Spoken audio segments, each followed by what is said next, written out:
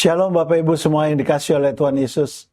Hari ini Selasa 31 Maret 2026, renungan kita berjudul Kompas Rohani. Firman Tuhan kami ambil dari kitab Yesaya 30 ayatnya yang ke-21. Demikian bunyi firman Tuhan.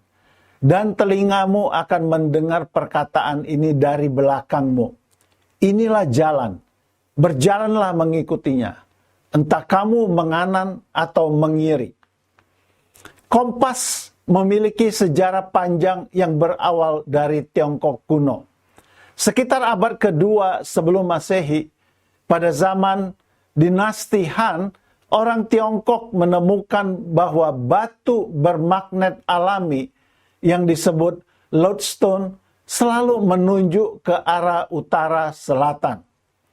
Awalnya, penemuan ini tidak dipakai untuk perjalanan, melainkan untuk keperluan spiritual dan feng shui, yakni menentukan arah yang dianggap baik dalam pembangunan rumah dan tata ruang.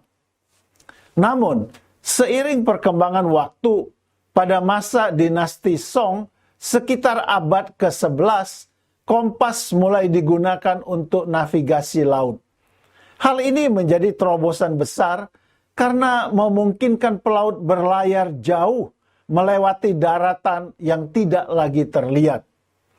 Dari Tiongkok, pengetahuan tentang kompas menyebar ke bangsa Arab dan akhirnya ke Eropa sekitar abad ke-12 hingga 13.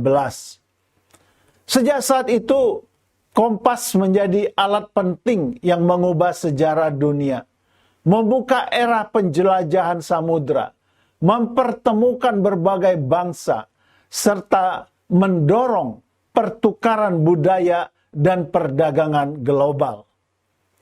Seperti jarum kompas yang tidak pernah lepas dari utara, iman kita pun seharusnya selalu terarah kepada Kristus, Sang Jalan Kebenaran dan Hidup. Dunia menawarkan banyak arah yang tampak menarik, kenyamanan, ambisi, bahkan kompromi. Namun semua itu dapat menyesatkan bila tidak diuji oleh firman Tuhan. Kompas rohani kita adalah firman dan Roh Kudus yang menuntun kita agar tidak salah langkah. Saat badai kehidupan mengguncang, hati kita mudah goyah. Tetapi bila pusat hidup kita teguh pada Kristus, kita tidak akan kehilangan arah. Nabi Yesaya menulis, dan telingamu akan mendengar perkataan ini dari belakangmu. Inilah jalan, berjalanlah di sini. Entah kamu menyimpang ke kanan atau ke kiri. Yesaya 30 ayat 21. Seperti jarum kompas yang setia menunjukkan arah, firman Tuhan dan Roh Kudus adalah penuntun yang tidak pernah menyesatkan. Ayat ini mula-mula ditujukan kepada bangsa Israel yang kerap mencari pertolongan pada bangsa asing, padahal hanya Allah yang sanggup menuntun mereka. Seharusnya mereka menyadari bahwa Tuhan tidak akan membiarkan mereka berjalan tanpa arah. Hari ini, kita pun dipanggil untuk peka mendengar suaranya di tengah hiruk-pikuk dunia ini. Saat ini, beranikah kita menolak arus dunia dan memilih jalan Kristus, meski sempit dan sepi? Sebab yang terpenting, bukan sekadar berjalan, tetapi berjalan menuju tujuan kekal di dalam Kristus. Beranikah kita taat pada arahannya, meski jalan itu tampak sulit dan berbeda dari pilihan kebanyakan orang?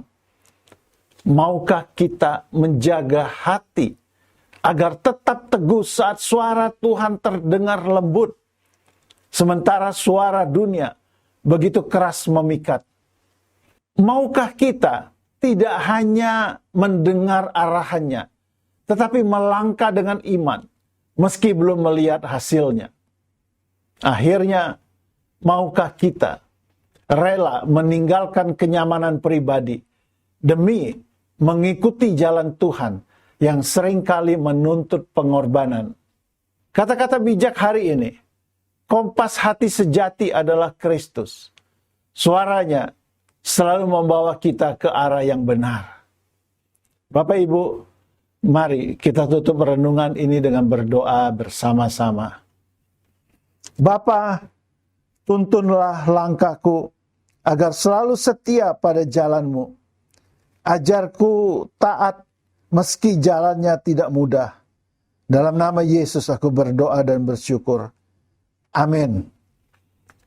Mari kita tetap berpegang pada firman Tuhan sebagai kompas rohani hidup kita.